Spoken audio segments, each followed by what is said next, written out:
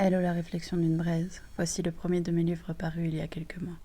Lorsque vient le sujet de l'écriture, une question revient souvent sur les lèvres des autres. Mais comment fais-tu? Je ne pourrai jamais y arriver.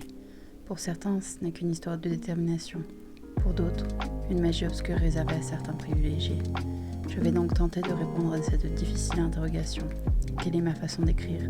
En espérant que cela vous inspire à trouver la vôtre.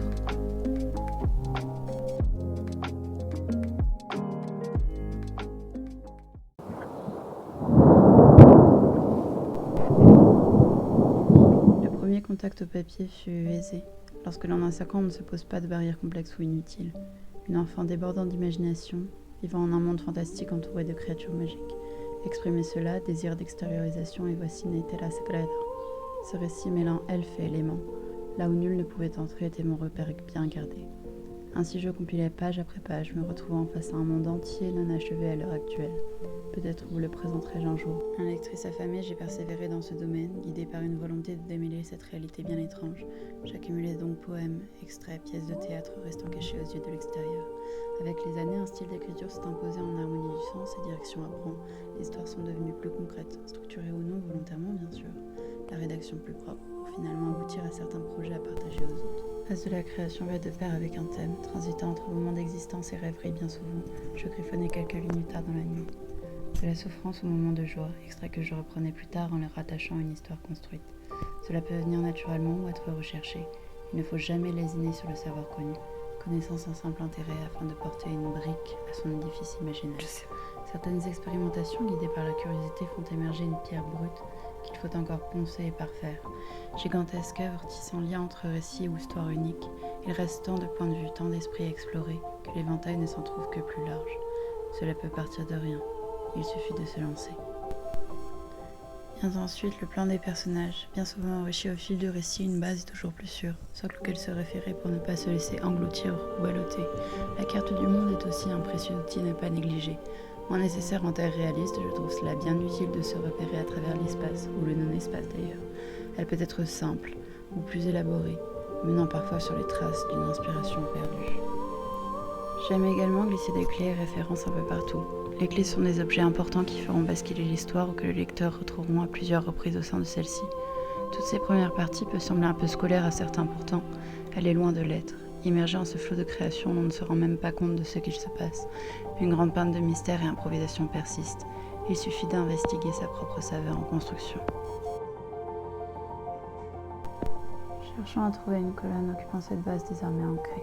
La première chose venant à l'esprit est la lecture, de genres et formes différentes, diversité portant une importante place en l'enrichissement de l'âme. Porter ou non de talent ne suffit pas, il y a toujours quelque chose à apprendre d'autres écrivains, grands comme petits.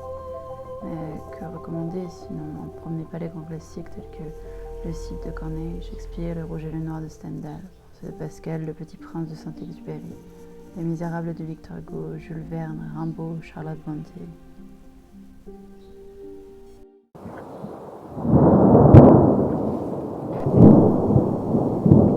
Après cela, il faut essayer. Pourtant, pages blanches au vide intérieur peuvent sembler bien vertigineux. Se recentrer, créer une connexion plus lointaine et plus grande afin d'accomplir cela. L'exploration, la découverte, le simple fait de bouger son corps, voyager, rencontrer de nouvelles cultures et traditions parfois très différentes de celles dans lesquelles on plonge enfant, est inévitable. Le processus prend du temps, beaucoup de temps. Un livre se compte bien souvent non pas en mois mais en années. Il se trouve complexe d'avancer en gardant une motivation réelle. Aucune récompense n'est à prévoir ni à court ni à long terme, le résultat est incertain, bien éloigné de ce à quoi nous sommes habitués, et c'est pourquoi la raison de l'écriture doit se voir suffisamment profonde pour surmonter cela, au-delà de tout obstacle.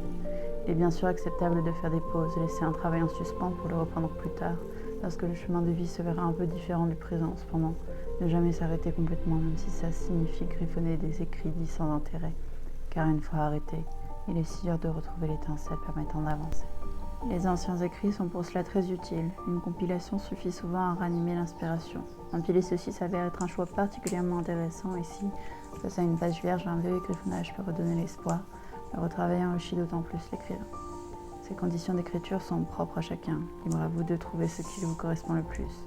Solitude inévitable, stress, bonheur, larmes, déchirures. J'ai toujours admiré la beauté de sa souffrance en ces pages. Tant de romanciers meurent si jeunes, désespérant d'un présent saugrenu.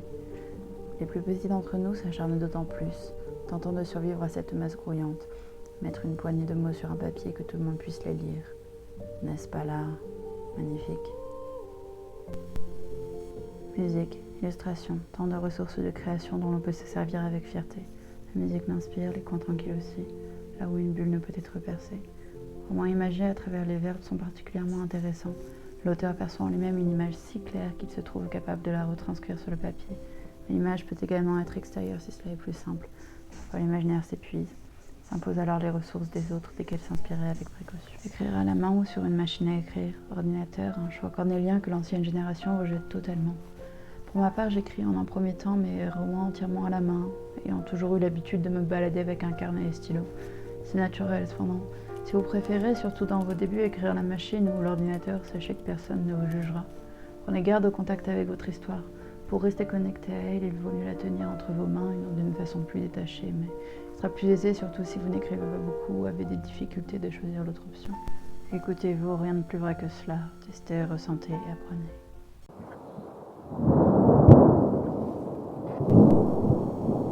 Trouver un style d'écriture semble très ardu au commencement. Pourtant, à force de polir, s'enrichir et créer, certains styles existants ou nouveaux s'imposeront à vous, paraissant plus lisses, convenant, adéquats, une fois encore. Il faut laisser du temps au temps, tout en laissant coller, ne pas se juger avec trop d'ardeur, essayez. La diversité de panels en lecture est une mine d'or. Je ne peux que vous citer les ressources des artistes extérieurs surprenantes de par la technique. Haruki Murakami ou encore Stephen King utilisent bien souvent la méthode des récits parallèles, ou une même situation sous divers points de vue de personnages. Le flux de conscience courant tente de capturer le processus de pensée d'un personnage de manière réaliste. Dorothy Richardson s'en servira à maintes reprises dans ses ouvrages, tentant de capturer la pensée féminine. Bien sûr, il existe de nombreux exemples qu'il prendra des heures à citer. Je mettrai quelques liens en description pour ceux que cela intéresse.